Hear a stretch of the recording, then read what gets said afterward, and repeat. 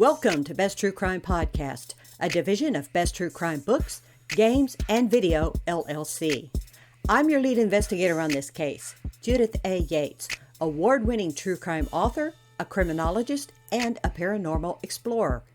Every episode is an investigation where you and I explore true crime, forensics, historic cases, dark history, and criminal theory. We discuss the cases, share information, no chatter, no commercials, no off topic. Now, grab your crime scene kit, a notebook, and your favorite hat. This is Best True Crime Podcast.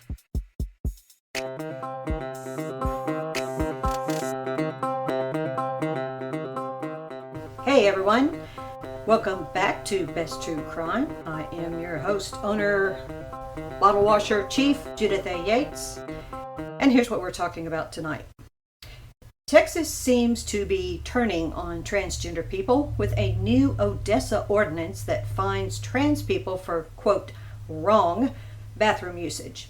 Is this price for elimination an effort to eliminate this population? Let's discuss. With political tension making most of us in the United States on overdrive, one group has been singled out with not just a bathroom ordinance, but one that comes with financial penalties.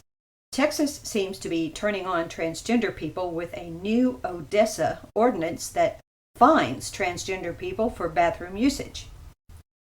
They are saying that it might be adopted across the state. And in this episode, we are asking, is this fine for elimination just an effort to eliminate this population? In a 5-2 vote, members of the Odessa, Texas City Council banned transgender people from using restrooms that don't match their birth sex. This is nothing new in this country, except per the Odessa ordinance, the fine to the offender can be up to $500 with trespassing charges if a transgender person uses a restroom that matches the gender they identify as. And individuals can press charges on the offender and seek over $10,000 in damages, plus the cost of the offender's lawsuit and attorney fees. Now, what does this mean? This means that you can go into a restroom, and if you see a individual using that restroom that you don't believe matches the gender of the little icon on the door, you can press charges on them and you can ask for over $10,000. Now, cops are called, offender's written a ticket, and that's at least $500 with trespassing charges. How is this going to be played out? How is this going to go into effect? Can officers do a search of that individual? Who do you call? Where do you take it? It's basically just a cluster at this point. The overall reasons given by members is to protect Odessans and their own families. Example, Council member Chris Haney introduced the ordinance. In the Texas Tribune, October 23, 2024 issue, Haney is quoted as saying, "There's never been fear. I don't care who you are, and what you do in the privacy of your home is your business, but I don't need to see it in public." Okay, and former Mayor Javier Joven has been called a conservative and far right, and he claims he is bipartisan. Mayor Joven told the Texas Tribune in a September article this year that he is worried about the safety of his 4 granddaughters. He said, "I'm concerned about any male being in any restroom anywhere. I feel like we needed to publicly repent." He called Odessa culture as toxic and fractured. Now, I should note, just because he lost the election yesterday doesn't mean his words haven't hurt people, and we'll go into that a little later. Today I am talking to Maggie. That is not her real name. She wanted to change her name for safety reasons. Maggie currently lives in my home state of Texas, and we're talking about this new ordinance and what exactly is happening in Texas. Hello, ma'am. How are you? Well, having a little bit of a rough day, given that the election was last night and the results are going to be challenging at best for people like me, and not just people like me, but the trans people were really the relentless focus of the tail end of the campaign, and it's very disconcerting to be thoroughly demonized by, such a powerful group. And how do you identify yourself? I am a transgender woman, which is to say that I have a Y chromosome. And when I came out, the doctor said it's a boy. And it took me a long time to realize that I really had more of a girl brain than a boy brain. I mean, the evidence was there the whole time, but it took me until I was 52 to recognize it. And that's the whole story. Maggie, let's discuss the basics first so people can get a true understanding of folks here. What exactly is gender reassignment? And it is also called sexual reassignment. Well, I would use the word transitioning. Sexual reassignment often refers very specifically to surgical procedures. So, as with all aspects of being trans, there's a range of opinions. You will get different answers from different trans people. I'm answering as myself, a person who is 4 years into their own transition. So, being trans is a mismatch between your internal sense of self and how you are embodied and seen in the world. For example, everyone, thought I was a boy. I thought I was a boy because of the parts I had and what have you. But I exhibited an awful lot of behaviors that were not consistent with traditional masculine traits. Yeah, some of them were just little silly things, like I would never wear towels in the locker room around my waist. I would always wear them under my armpits to cover up my chest, even though I didn't have breasts until recently. And I always hated masculine formal wear. Like I would wear, a button down or whatever, but I hated suits and ties. They felt like straitjackets. I mean, to this day, I can't tie a tie. I just willfully refused. So that's an inkling of what being trans is like. It's that mismatch between what your brain says you are and how you behave versus how everybody else sees you. Now, transitioning is taking steps to correct that discrepancy. And this can be any combination of changing your name, picking a different pronoun or pronouns plural, clothing, obviously, makeup. I don't really wear much trans makeup. I went to a university where the women didn't wear much makeup, and so I don't wear much makeup. A lot of trans people will use hormones to change up how their body's shape is and how their emotions function, how their brain functions. Trans men often really like having, big muscles and facial hair. Trans women often want to have softer features and curves and breasts. And finally, of course, which gets a lot of sort of sensationalism, is the surgeries. And I've only had one surgery, and that is to remove the source of the testosterone that didn't work for me, but not the dramatic downstairs rebuild. So let's talk about the difference again, just to clarify things for folks, between these transgenderism, drag, and cross-dressing. There for a while, drag was the big argument in Tennessee, which is near us. And all these laws and rules started in on the drag community. So let's talk about the difference there. So I'd like to not use the word transgenderism. It makes it sound like a belief system. And if you are, neutral on the topic, it makes sense as a word that could be used to describe it. But people that are acting in bad faith are reducing who I am, who trans people are, to a belief system. And my identity is not my belief system, it's who I am, right? A religion or a philosophy is a belief system. There's no transgenderism. There's nothing much in the way that trans people believe. What we do know is supported by science, and so it's not an ism. But apologies for the little diversion there. So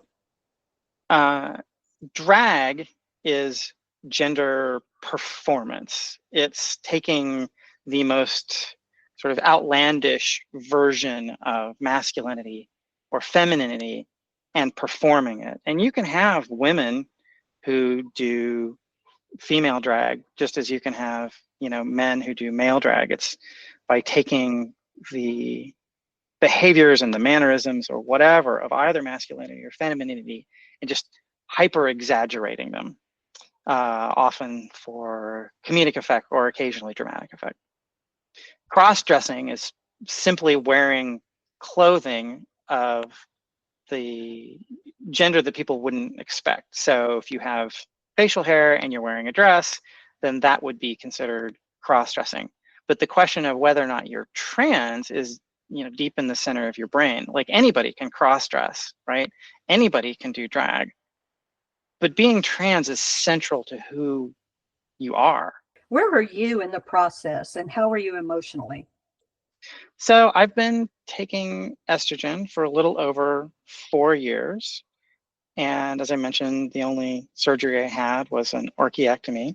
I have changed my name legally. I've changed my gender marker legally. All my IDs are updated, my driver's license, my passport, and everything else. And everybody I know at this point knows all of the details. I put a lot of information about myself out on Facebook so that, people could follow along. I did a lot of writing about my transition, partially to explain it to my friends and family, and partially to make sense of it myself. How am I emotionally? I obviously am upset and I'm scared about what's happening and what might happen. It might not be as bad as I'm imagining. Oh, you're talking. Go ahead. You're talking politics. Yeah, a little bit. Yeah. I am better than I've ever been in most regards. This fear caused by externalities aside, I am so much more capable of expressing the whole range of feelings, particularly around anger and sadness and loss and joy. Everything is so much more heightened now and nuanced. It's really fascinating, and I can feel multiple things at the same time. I remember a friend of mine unexpectedly had a heart attack and passed, and I was feeling in that moment when I found out both sort of this tremendously painful loss. The sheer magnitude and surprise of the loss was overpowering. And yet, at the same time, I was also able to feel a certain amount of gratitude that my friend must have passed really quickly and almost certainly without pain, but also a certain relief as well that when I inventoried, how was my relationship with this person? Was there anything unsaid? Did I need to apologize for anything? Did he know how much I cared for him, how much I loved him? And I knew that in that moment that the answer was, no, we were good. I remember very distinctly having all three of those emotions present at the same time and thinking, my God, this is so different from the most crude primary colors or even black and white of my emotions prior to estrogen. And I'm also incredibly happily partnered and deeply close with my in my second marriage. And I'm closer to my mother than I've ever been. I'm closer to my sister than I've ever been. And I'm closer to many, many of my gal pals than I was prior to changing up my name, my gender, my presentation, and all that. Do you think it's because that lie, and I'm not sure if the word is lie, but that it wasn't there. It wasn't there to walk around, or the elephant in the room. It wasn't there to pretend it wasn't there. And you're you now. Well, I refer jokingly to the person I was before as my predecessor. Oftentimes I will find myself noticing the contrasts between what he would have done and what I do now. And those emotional changes are pretty dramatic. But there are other parts that, he and I share an awful lot in common. Parent to the same kid, although my relationship with my kid, of course, has changed somewhat, almost entirely for the better.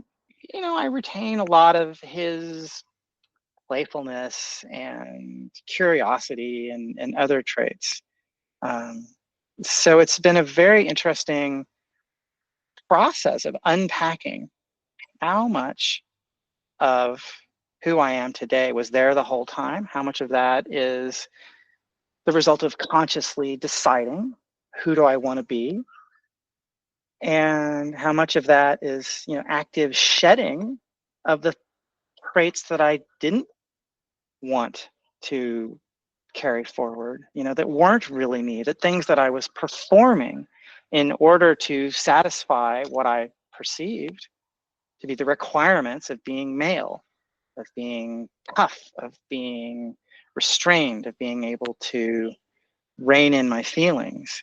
A lot of my feelings were held in kind of against my will even. It was terribly difficult to cry before estrogen, even when I wanted to, even when I knew I had sadness pent up. I would go into my room and put on a sad song and close the door, and I didn't want anybody to know that I was crying, because boys aren't supposed to cry. But I cry a lot, and it's glorious. It feels so much more healthy and real and authentic to who I am. And just as an aside, I have nothing against testosterone. My trans mask, brothers out there, if testosterone works for them, that's great. I don't demonize testosterone. I say only that it didn't work for me. We're talking to Maggie. That's not her real name. She wanted to change her name for safety reasons, about the transitioning and how it's being affected politically. The Human Rights Campaign reports less than 1% of persons, quote, undergoing the transition regret transitioning. Do you have any regrets? I do not. I suppose the closest I have to a regret is that it took me as long as it did to put all the pieces together and understand why I always felt different from the other boys. The ideas that I suppressed, like I always wanted to carry a child, but I knew that I could never tell anybody, things like that. And I want to point out that, the tiny fraction of people that do regret it, more often than not, it's because they don't have a supportive environment. They get shamed or, kicked out of the house or financially cut off or whatever. A lot of times people will detransition out of survival more than, they made a mistake. Now, mistakes are made, sometimes, people who are trans or perhaps think they are trans incorrectly. There are other mental conditions at play, and some people, I suppose, could have a desire to escape, their gender because of the things that come with it that are, whether that's the tremendous pressure to perform, masculinity or femininity, and maybe they're not trans, maybe they're just, overwhelmed by it. So, but for me, no regrets at all. Quote, gender reassignment surgery has been performed since 1931. At the time, they called it a sex change. Mm-hmm. Now, here we are in 2024. Seems like there are these archaic notions about what all that means. A person cannot simply walk into a clinic and say, hi, I would like to be the opposite sex. Make an appointment. How's Monday the 18th? Oh, that's great. We have you down. It doesn't work like that at all. No, it doesn't work like that at all. In fact, I had to be on hormones for a full year before Blue Cross would pay for my Orky. It's easier than it used to be to get hormones and surgeries, it's much more likely to be covered by insurance, at least for the time being. But the process in most jurisdictions in the United States is what's called informed consent. We are roughly 0.5% of the population. It's about the same number of people with red hair. So not so uncommon that, you've never met a trans person. You have, everybody has, but not so common that, we make up enough of a demographic to, make any kind of difference in anything other than challenging gender norms in a way that seems to be very upsetting to people with authoritarian tendencies. But also, I'm sympathetic to parents. The kid comes home and says, hey, I'm ditching my name or my pronoun or whatever. And, what a shock that is. You think you've got a son and suddenly you've got a daughter, and then maybe your hopes for grandchildren go out the window. I'm no longer fertile. We have a previous presidential candidate who was claiming that a little boy can go into school and then return that afternoon as a little girl, all without the parents' permission. And that was probably one that made me the angriest. And, you wait for the craziest thing, and then you say, that is the craziest thing. And then along comes a crazier thing. But there's no way. There's so many things wrong with that sentence, yet people believed it. I really wonder, with that particular candidate's positions, how much of, what he says people genuinely believe versus it just sort of has a truthiness to it. And obviously nobody's getting surgery at school. It's crazy. Right. The National Library of Medicine has reported 82% of trans individuals have considered themselves, and 40% have attempted suicide in this country among transgender youth, 13 to 17-year-olds. We have kids 13 freaking years old that are taking their own lives. Yeah. That's appalling to me. Now, how is this? We'll go back to this bathroom ordinance. How is this bathroom ordinance going to affect these young kids? It's got to be a part of their loathing themselves and not feeding in. And so now we've got these kids taking their own. How is this ordinance is going to affect these kids? Well, it's just part of the gender policing that parts of our society are very committed to. If you are trans feminine and you're wearing makeup or have long hair or a dress or any of that stuff, and you walk into the boys' room because they're making you, that is just prime opportunity for bullying. And it works both ways. If you've got a big, bulky trans man who, big muscular trans man who goes into a women's room, right? And you got a bunch of women start, potentially screaming or at least, expressing alarm. And then a big burly dude with a beard walks out of the women's room. Some other big burly dude that was born a man will go and beat the shit out of this other man for, violating that taboo. So what it does is it serves to drive trans people out of public life. That's the goal of the people who are, putting these forward. They don't solve any problems. They don't solve, any crimes that are being committed. If somebody wants to go into a bathroom and harm people, there's nothing stopping them. If there's a man who wants to go in the women's room and, sexually assault a woman, they'll just do it. Right. It's not about like, oh, I'm going to put on a dress and then sneak in there and, they'll think that I'm, a sheep when I'm in fact a wolf. But it just doesn't happen.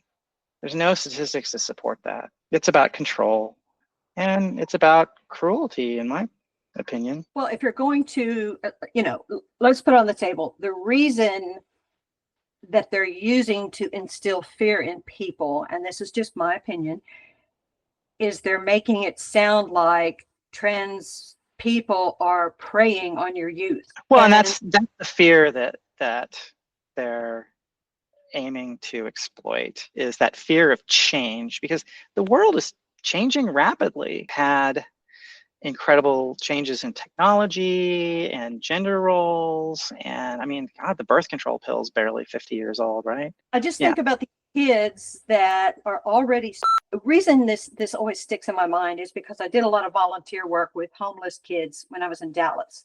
A Mm-hmm. percent of them were homeless because they had literally, with the clothes on their back and no food, been kicked out of their homes because they either questioned their gender or they Yeah. questioned sexuality. But nonetheless, and so I always think about these young people. I also Yeah. have a book about such a case. I think, okay, how are these ordinances, these claims by politicians, Mm-hmm. that has an impact on these 13-year-old boys and girls that are throwing a rope over a pole in themselves or taking an overdose? Why is it now that we are seeing this influx of laws and anger and such aimed at people who are transitioning? What's your opinion? I know we're not here to talk about politics exactly, but there's a guy named Frank Wilhoit, and he was a political scientist, and he wrote the following: conservatism consists of exactly one proposition. There must be in-groups whom the law protects but does not bind, alongside out-groups whom the law binds but does not protect. And if you are on the right of the political spectrum in this country, in this place and time, and you have people whose lives feel upended by all the chains, the victory over abortion laws, the repealing of Roe v. Wade, they kind of won on that one, right? Like they're winning. That the pro choice folks are almost in retreat, en route right now, and that's only going to get worse. So that issue is kind of off the table as a us versus them topic. They've also, for the moment, kind of lost on gay marriage, although I think they're going to try to roll that back too, that acceptance of gays and lesbians has skyrocketed with their visibility. They're also much, gays and lesbians are much more frequently found in the population than trans people. Trans people are a very, very convenient minority to demonize because there's so few of us, and because many of us are just not visible. The idea that a man would give up that privilege to become a woman kind of undercuts that whole proposition in a way that people struggle to understand. But what I want to go back to here is I was talking about how members of the Odessa, Texas City Council, Mm-hmm. 522, Mm-hmm. 522, Mm-hmm. banned transgender people from using restrooms that didn't match the sex assigned at birth. Uh-huh. And a step further with this ordinance that these people are going to be fined up to $500 and legally charged with trespassing. I believe And it's $10,000. is it? No, I'm sorry. That's that's an individual who can press charges on the offender Right. and over 10,000 in damage, plus Right. the cost of the lawsuit, plus the cost of the attorney fees. So I'm going into in Odessa. To me, Mm-hmm. it almost felt like it was a hunting challenge.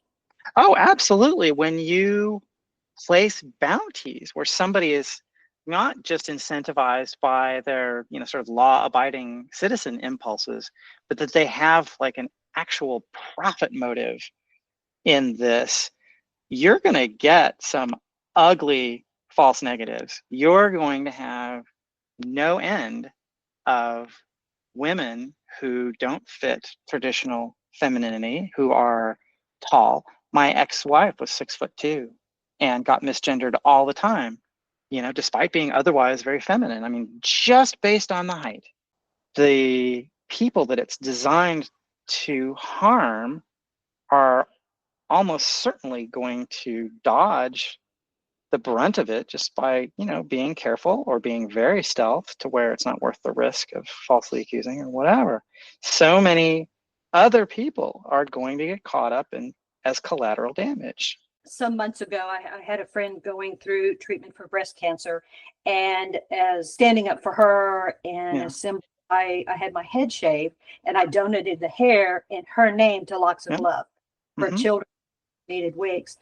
And so I'm thinking, here I am, I'm schlepping in a no makeup, bald head, Yeah. jean t-shirt, and I go into the bathroom. I get called a man in the bathroom. Eek! Now I can be fined $500 and trespassing charges. Then the person who's accusing me, they can seek in a court of law 10,000 in damages plus the Hmm. law plus their attorney fees, and that's not Hmm. cheap. And I'm thinking, okay, how are they going to make this pass? Are they going to search me? Are the cops going to show up and say, all right, lift your shirt, let's make sure? I mean, how is that even going to be workable? I mean, it's absolutely perverse. And that's where the, trans kids playing sports is also just fraught with peril. How are you going to decide? Are you going to ask girls to pull down their pants to see what's in there? Are you going to administer a DNA test? I can think of very little that's more sort of personally invasive, than a DNA test. And on top of this, right, a substantial fraction of the population is intersex. There are plenty of people who have various chromosomal conditions or hormonal intolerances or what have you. In some cases, you even have chimera, where you have folks who, started out as two fetuses in the womb and merged to where you've got two distinct sets of DNA, potentially one masculine and one feminine. There's so many people that don't fit into, XXYY. And I'm also thinking, as former law enforcement, okay, I get a call, rapes, robberies, murders, break-ins going on, but I get a call that a man, quote unquote, dressed as a woman, just came into the women's restroom. Eek, you need to check that out. Okay, what am I checking out?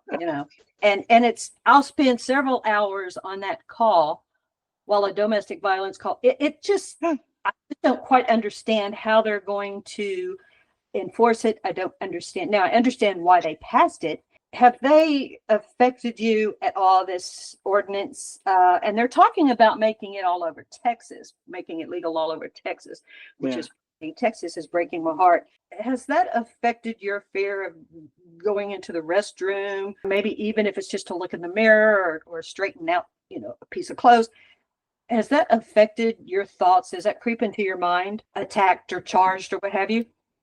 Well, I mean, certainly I would be very careful if I were in Odessa, and it would hurt me emotionally to think that people made this choice to try to drive me from public life because of what I represent. And, there's no trans agenda other than, leave me alone. Like, let me live my life. Again, they're trying to solve, what they're purporting to solve is not a problem. What they're really solving is addressing their own fears. But I don't live near Odessa, so it doesn't at the moment affect me. However, Florida had such a ban.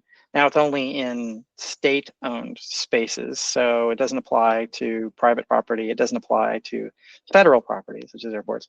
But I will not go to Florida so long as these anti-trans measures are in place. I'm not going to go to a place where I have to wear, astronaut diapers to be able to go out in public.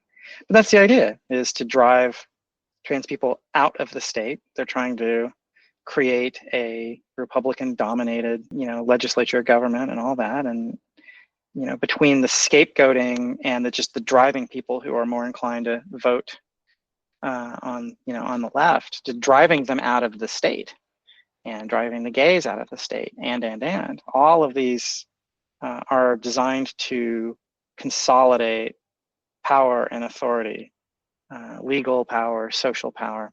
So if they pass that bill in Texas, I will leave. I'm not going to put up with it. So you'll go to those measures where you literally pull up stakes and your family moves out of the state. Yep. I love the fact that you will share your story with us and your thoughts and ideations on what's going on. It saddens me that you feel the fear of covering up your true name in public on this show. Yeah, But me too. What do you hope to see in the next few years regarding this community? I've had these arguments with people that I know, well, we got through the first, Trump administration, we'll get through another one. When I hear that from, straight white guys, I'm like, yeah, you'll be fine. It's not clear that I will be. It's not clear that people like me will be.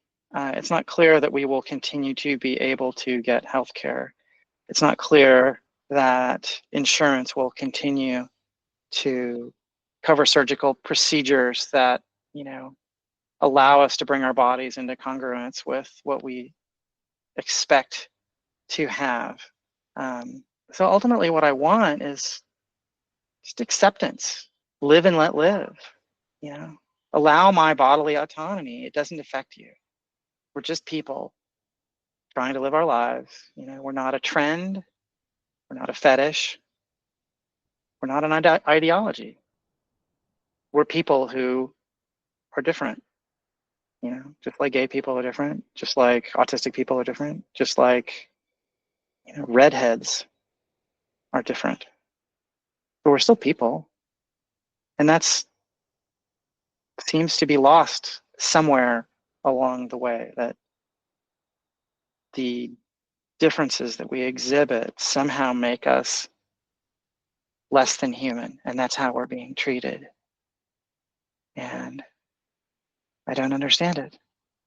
Maggie, thank you so much for talking to me tonight. And I am obviously just wishing you the best of life and health and care for your family and such. And hopefully this administration is not going to muck everything up for the minorities, women, people of color, people who don't have the right body that you think they should have, and all that bullshit. But thank you so much for sharing with me. Hopefully we'll get some education out there and people can just see what these ordinances and laws do to people. If we can change a mind, if we can help somebody understand, we've done our job and we can go get a drink somewhere. I'm Judith Yates. This is Best True Crime. Thank you for listening. Please subscribe and have a good night. Hey listeners, my name is Judith A. Yates. Like so many of you out there, I have suffered from depression and I have been suicidal. I've also been the victim of discrimination. But there is help out there. You can text HOME, HOME, to 741-741. That is the crisis text line.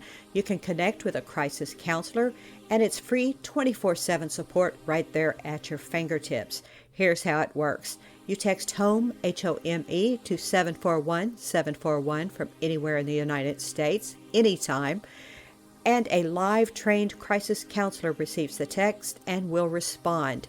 It's a secure online platform. Crisis counselor can help you with gun violence, coronavirus, anxiety, eating disorder, depression, suicide. Give them a text at 741-741. They also se habla español and they are GLBT friendly. So don't sit alone and don't do anything dangerous to yourself or others. Please, there is hope out there and there is help. Be safe out there. Thank you for joining me on this investigation, exploring true crime, forensics, historic cases, dark history, and criminal theory. This is Best True Crime Podcast. No chatter, no commercials, no off topic. I do hope you will subscribe. This podcast runs off donations only.